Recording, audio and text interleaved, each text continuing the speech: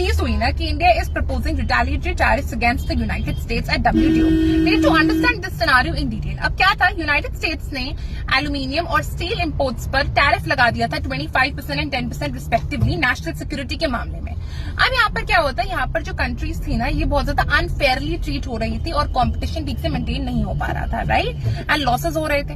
तो उस केस में ये कंट्रीज गई WTO और उनमें से एक कंट्री थी इंडिया। तो इंडिया में WTO में अपील करा, फाइनली कंसल्टेशन हुई, कंसल्टेशन फेल हो गई। देन हुई आपकी पैनल फॉर्मेशन से एक पैनल रिपोर्ट निकल कर आई और उस पैनल रिपोर्ट में ये मेंशन था कि यूएस को ये टैरिफ्स हटाने पड़ेंगे एल्यूमिनियम और स्टील पर, नहीं तो इंडिया रिटेलिएटरी टैरिफ्स लगा देगा। अब यूनाइटेड स्टेट्स के पास ऑप्शन नहीं था कि वो एक एपेले बॉडी के पास जाए दिखाने के लिए, बिकॉज एपेले बॉडी तो डिफेक्ट पड़ी हुई है 2019 से।